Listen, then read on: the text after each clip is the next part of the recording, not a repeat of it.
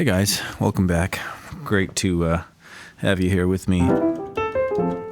Today we're going to talk about Jesus paid it all and talk about how to play it. Now I do realize these aren't going to be videos for babies. This is not baby video time. This is more of I think maybe a explanatory, taking you on a little journey about my mental process thinking through music. So, Jesus paid it all.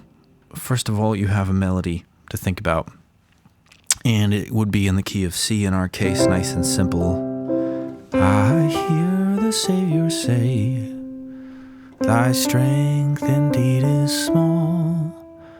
And if you use your ear, you'll hear it just repeats itself. And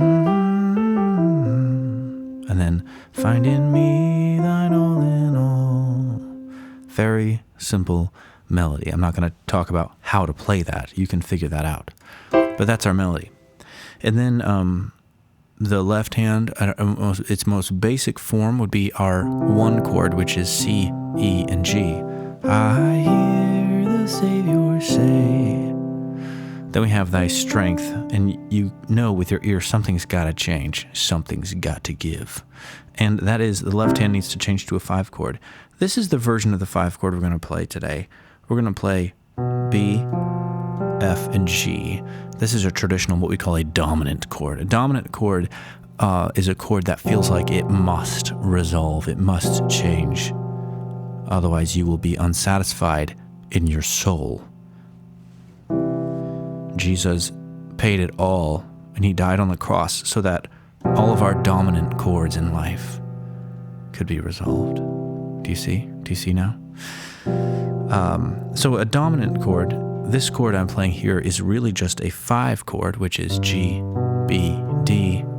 It's what we call 5-7, where we add the 7th. 1, 2, 3, 4, 5, 6, 7.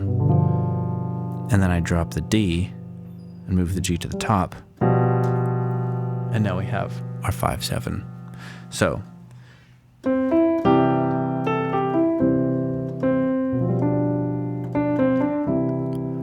I'll finish the phrases.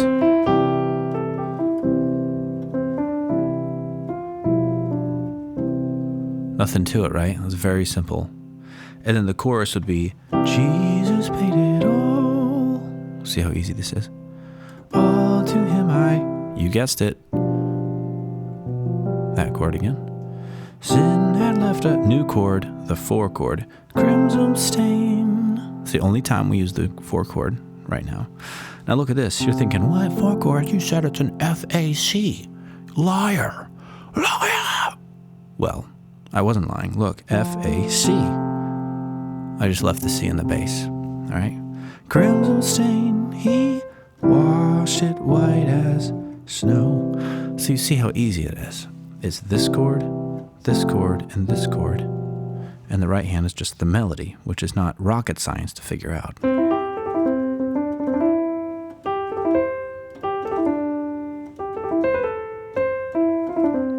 So now the question is, what do we do from here? Because the song sounds pleasant enough like this.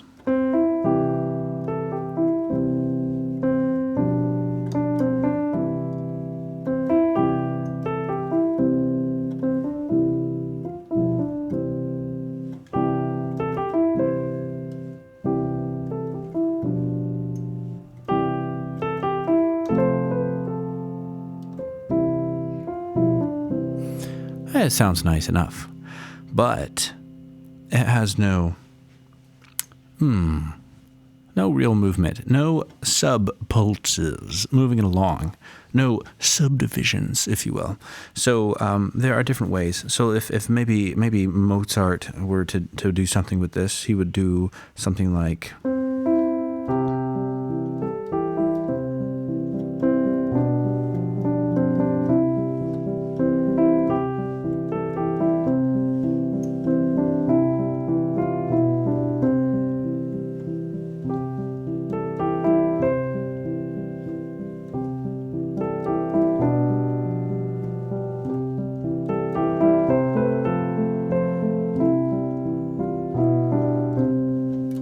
See? So the pattern there is just this. And that gives us a sense of movement. Instead of having a guy playing a shaker or a guy in the drums, you have this.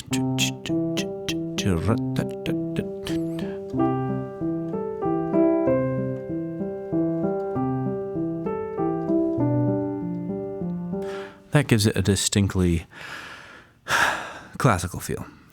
Another simple way would be one like this, a little waltz.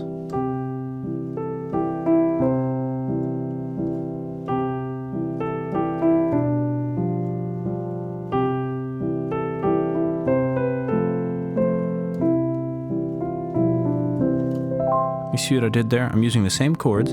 I'm just playing them in different patterns, different ways, different combinations. Okay? Another method could be this. A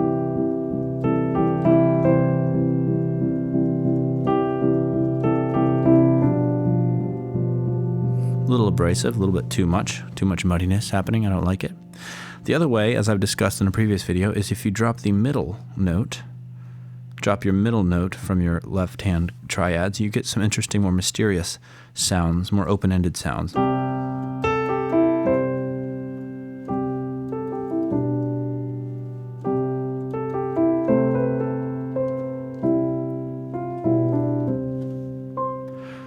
That creates a little bit more of a ambient or ambiguous feeling in terms of the way the harmony and the notes are resonating together.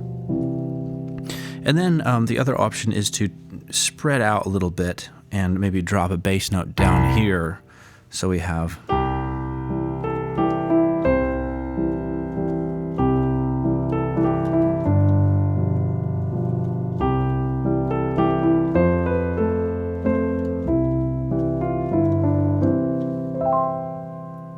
So that obviously creates a much wider, bigger sound. I could have been playing in a Baptist church right there, a little, what do you call that, stride, papa sound, I guess. I'm not sure. So that's one way. The other way is to then start using arpeggios.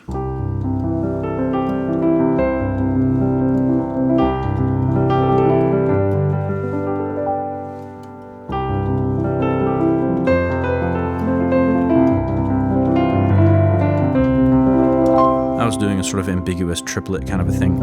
I would probably at this point have moved the melody way up here, like you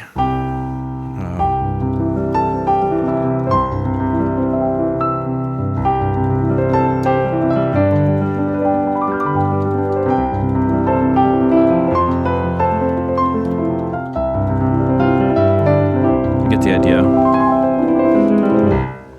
Lots of different options. But then again, we could do something totally more lullaby-ish, where we take everything up here, go back to the Mozart way.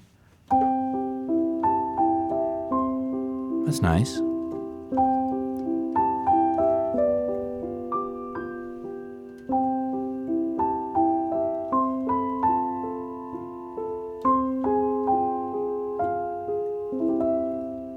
I love that. So yeah, lots of different options. The main kicker, though, is you've got your melody happening. Your melody's being kept alive somehow, and the left hand is thinking mostly the simple triads: C, E, G for my 1 chord, F, A, C for my 4 chord, and G, B, D for my 5 chord. In this case, I told you, let's cheat a little bit and play B, F, G as a replacement for our 5 chord.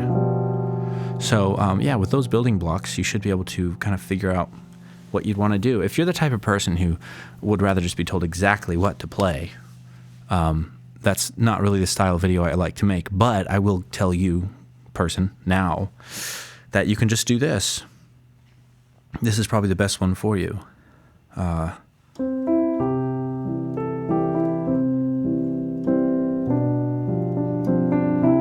waltz.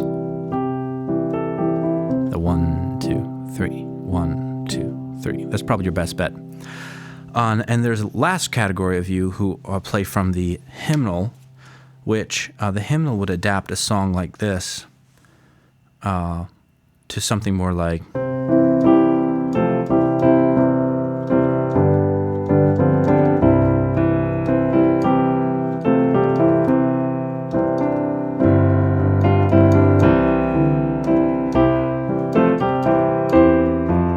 something like that.